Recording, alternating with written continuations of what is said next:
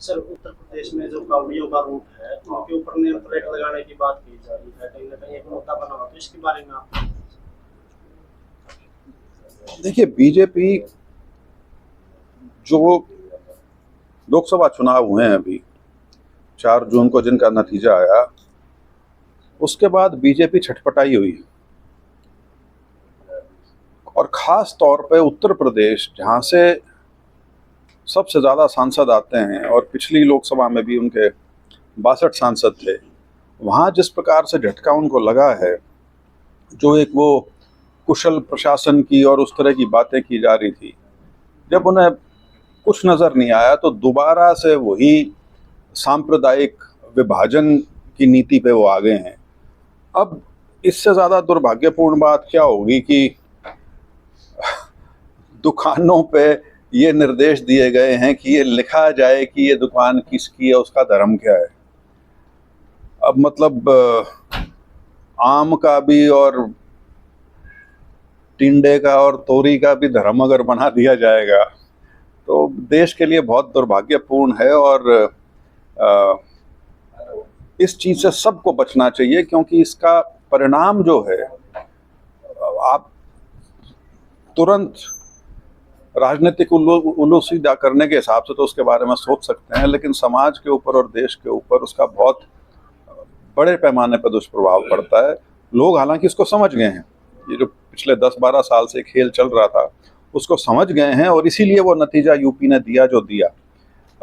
जो राम मंदिर का प्राण प्रतिष्ठा के नाम पे जिस प्रकार का राजनीतिक खेल एक हुआ, और ये सोचा गया था कि इसी के नाम पे हम पूरा चुनाव 2024 का जीत जाएंगे, और परिणाम ये निकले कि अयोध्या जहाँ पे है, फैजाबाद, वहाँ भी बीजेपी हार गई। अभी बद्रीनाथ का बाई इलेक्शन हुआ, वहाँ भी बीजेपी हार गई। तो उसके बावजूद भी वो इस चीज़ को ये नहीं समझ रहे कि लोग जो हैं वो इस हिंदू मुसलमान का जो एक वो बीच में दरार डाल के जो राजनीति हो रही है, उसी को वो आगे बढ़ाते रहेंगे और उससे राजनीतिक फायदा उनको होता रहेगा। लोगों ने इसको नकार दिया है। बीजेपी भी अगर इसको समझ जाए तो उनके लिए बेहतर ही होगा। सर, सीएम सर ने एक बयान दिया है सिरसा में, उन्होंने कहा है कि दीपेंद्र हुड्डा पर तो अपने बापू का हिसाब दे, और जो ये पद यात्रा चली हुई है, ये झूठ की पद यात्रा है, और राहुल गांधी उस झूठ के सरगना है, तो इसके बारे में देखिए, ये ना बड़ा ये होता है जब आप किसी संवाद को लाइन से भटकाने का प्रयास करो। केंद्र में सरकार 10 साल से बीजेपी की है, 10 साल से सरकार हरियाणा में बीजेपी की है। जवाब तो उनने देने हैं इलेक्शन में कि तुमने 10 साल में क्या किया है। 10 साल पहले क्या हुआ था उसका परिणाम तो 2014 में आ लिया। लोगों ने उस समय जो उनकी सोच थी उस अनुसार उस टाइम अपना मत डाल के और वो फैसला कर चुके। अब तो सारा जवाब ही बीजेपी को देना है।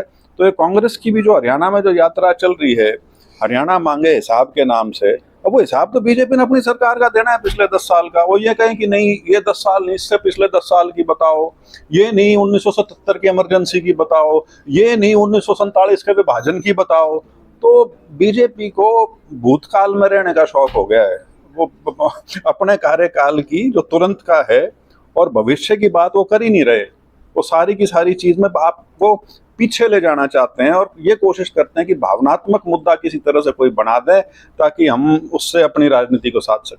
सर, विधानसभा में कांग्रेस सर्वे के आधार को मांग करके देने का फैसला करते, तो इस फैसले को आप किस प्रकार से नहीं, सर्वे एक माध्यम है, वो इकलौता माध्यम नहीं हो सकता। मेरा कहना सिर्फ इतना है, क्योंकि जो एक पार्टी है, पार्टी के नेता हैं, पार्टी के कार्यकर्ता हैं, तो कई चीज़ें हैं जो इनपुट आते हैं, और तरह के समीकरण भी होते हैं, सामाजिक समीकरण होते हैं, वो भी बैलेंस करने पड़ते हैं। तो उन सारी चीज़ों को ध्यान में रखते हुए, और हाँ, सर्वे एक उसी तरह से एक इनपुट है, लेकिन सिर्फ सर्वे के आधार पे टिकट हो ऐसा मेरे ख्याल से नहीं होता। सर, अमित शाह हरियाणा में आए थे, उन्होंने कहा था कि जो कांग्रेस है वो ओबीसी का आरक्षण मुसलमानों को देना चाहती है, तो इसके बारे में ये तो वही चीज़ है जो लोकसभा चुनाव में कही गई थी। तारी भैंस दो हैं तो एक ले जाएगी कांग्रेस, तारा मंगलसूत्र तार लेगी कांग्रेस, और उस तरह की बकवास है। क्या है कोई इन चीज़ों का तंत्र थोड़ी। वही बात कह रहा हूँ कि सांप्रदायिक विभाजन बीजेपी को अब कुछ सूझ नहीं रहा असल में। जो 10 साल का कार्यकाल है ना, केंद्र का हो या राज्य का हो, उसके ऊपर वो वोट ही नहीं मांग रहे। वो उन उस ये चाह रहे हैं कि लोग इस 10 साल को भूल के, लोग भूल जाएं कि किसान आंदोलन में क्या हुआ, लोग भूल जाएं कि अग्निवीर से यहाँ पूरे इलाके में आग लगी हुई है, लोग भूल जाएं कि हमारे खिलाड़ियों के साथ किस प्रकार का एक बर्ताव किया गया था दिल्ली में। तो उन चीज़ों को वो चाहते हैं कि संवाद से हट जाएं, उनके ऊपर चर्चा ही ना हो, चर्चा हो इन बातों की ताकि उनकी सरकार की जो कारगुजारी है उस पर पर्दा पड़ा रहे। सर 25 जून को इमरजेंसी लगाई हुई थी देश हम्म। में, तो बीजेपी ने उसको जो न्याय दिवस या फिर काला दिवस के रूप में घोषित किया है और इसको हर साल मनाने की बात की, इसके बारे में आप क्या सोचते हैं? कुछ नहीं, ये जैसे मैंने कहा, भूतकाल में जीना चाहते हैं, अपना कुछ बताने के लिए है नहीं। और ये इमरजेंसी को किस लिए उठाया है?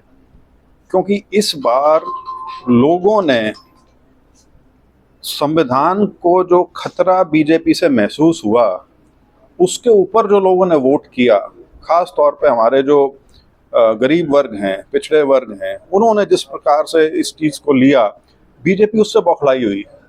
तो वो फिर से वही बात, वो ध्यान वहाँ से हटा के और आपको 50 साल पीछे ले जाना चाहते हैं।